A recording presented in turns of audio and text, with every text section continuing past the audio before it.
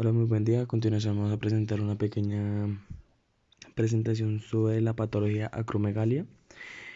Mi grupo está conformado por Juliet Fernanda Morantes, Laura Valentina Murcia y quienes habla Sebastián Moreno García.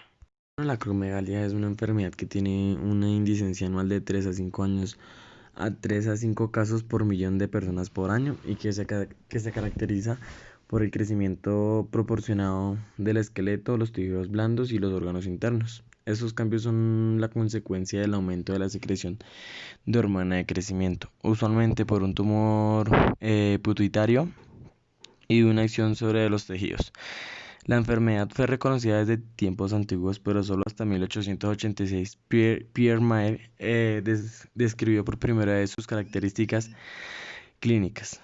La acromegalia se caracteriza por un crecimiento excesivo que produce cambios faciales, acrales, pero también de órganos como lo es el hígado, el corazón y las glándulas tiroides, la piel, y hay ciertas manifestaciones que ocurren lentamente durante varios años y algunas décadas, lo cual puede retrasar el diagnóstico hasta por 10 años.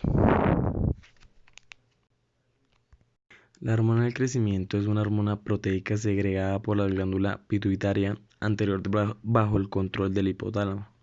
En los niños la AGH promueve el crecimiento, estimulando la secreción de las hormonas somatomedinas en el hígado. Las somatomedinas pertenecen a la familia de las hormonas del factor del crecimiento parecidas a la insulina IGF. Esta junto con la GH y la hormona tiroidea estimulan el crecimiento lineal del esqueleto en los niños. En los adultos, la GH estimula la síntesis de las proteínas en el músculo y la secreción de ácidos grasos del tejido adiposo a efectos anabólicos. Inhibe la capacitación de glucosa por el músculo, mientras que estimula la capacitación de aminoácidos. Los aminoácidos se usan en la síntesis de las proteínas y en el músculo. Pasa a utilizar los ácidos grasos como fuente de energía. La secreción de la GH ocurre en distintos impulsos, en secreciones concentradas y cortas, y de manera esporádica. Por esta razón, generalmente se realiza más una prueba para medir la GH. Los síntomas más habituales de la acromegalia son agrandamiento de las manos y los pies, alteración de los rasgos faciales, dientes espaciados, hipersudoración y agrandamiento del corazón. Es muy frecuente también encontrar dolor de cabeza y si el tumor hipoficiario es grande puede comprimir las vías ópticas y ocasionar dificultades visuales. Es frecuente que aparezca hipertensión arterial, elevación del colesterol y de la glucosa en sangre o diabetes mellitus. También pueden presentarse arritmias cardíacas o alteraciones del funcionamiento en las válvulas cardíacas. Las causas de la acromegalia, pues generalmente esta se da cuando el cuerpo produce demasiada hormona del crecimiento. La fuente de la hormona en exceso es casi siempre la glándula pituitaria. En los adultos, un tumor es la causa más común de hormona del crecimiento. Entonces, los tumores pituitarios, la mayoría de casos de acromegalia son causados por un tumor no canceroso o benigno, denominado también adenoma, de la glándula pituitaria. Estos tumores pueden ejercer presión sobre los tejidos cercanos a medida de que crecen, y esta presión es la que causa algunos de los síntomas de la acromegalia, como los dolores de cabeza y el problema de la visión. Los tumores no pituitarios, en algunas personas la acromegalia es causada por tumores benignos cancerosos en otras partes del cuerpo, como los pulmones, el páncreas o las glándulas suprarrenales. Las causas de la acromegalia se presentan cuando el cuerpo produce demasiada hormona del crecimiento. La fuente de ese exceso es la glándula pituitaria. Un tumor es la causa más común del exceso de la hormona del crecimiento. La gran mayoría de casos de la acromegalia son por un tumor no canceroso o adenoma de la glándula pituitaria, causando presión en tejidos y creando dolores de cabeza y problemas de visión. O también la acromegalia es causada por tumores benignos o cancerosos en partes del cuerpo como los pulmones, páncreas y glándulas suprarrenales. ¿Cómo se diagnostica una acromegalia? Para llegar al diagnóstico es imprescindible una historia clínica exhaustiva y una exploración física, así como la analítica consistente en niveles de factor de crecimiento tipo insulina o somatomedina C y niveles de hormona del crecimiento basal. Debe realizarse una resonancia magnética del área del hipotálamo hipofisaria a fin de confirmar el origen del exceso del GH. La producción excesiva de las hormonas del crecimiento en niños se llama gigantismo, un trastorno un poco más común. ¿Cómo tratar la acromegalia? El tratamiento inicial consiste en una cirugía.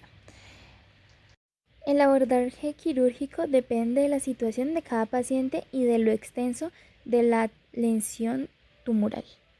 En terapia farmacológica, la elección por tolerancia y efectividad son los análogos de somatostina que controlan la enfermedad. La radioterapia se reserva para pacientes con persistencia de hipersecreción hormonal tras la cirugía o intolerantes a diferentes fármacos.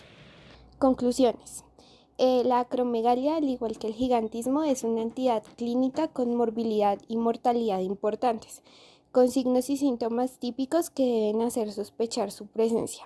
El diagnóstico clínico y bioquímico generalmente representa un reto no solo por lo difícil del desarrollo del cuadro clínico, sino porque aún no se tienen los métodos de medición hormonal ideales.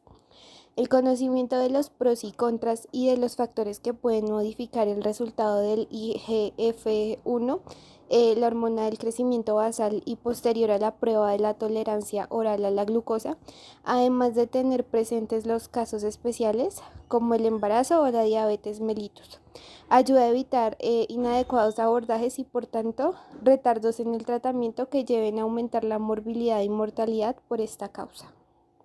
En este diagrama de flujo se va a encontrar el funcionamiento del sistema endocrino. Entonces, este es el encargado de secretar unas sustancias llamadas hormonas por medio de glándulas. Entonces, las glándulas son un conjunto de células que producen las secreciones. Cuando las secreciones actúan fuera de los tejidos, se llaman exocrinas, que son las glándulas salivales y las glándulas sebáceas.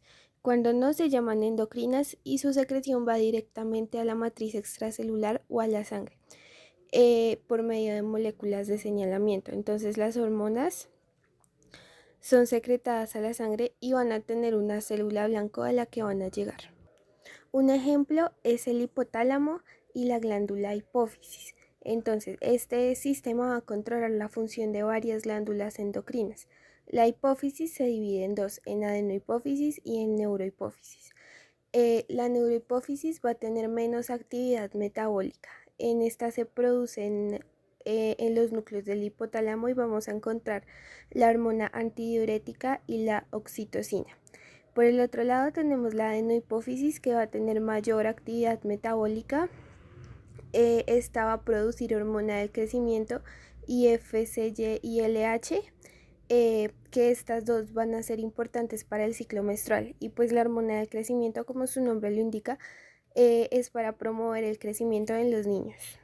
La acción de estas hormonas hipotalámicas va a tener un efecto liberador o inhibidor sobre las células de la adenohipófisis. Estas, por acción de las hormonas hipotalámicas, van a transportarse a través de la circulación sanguínea para poder ejercer su efecto a nivel de otras glándulas o de los tejidos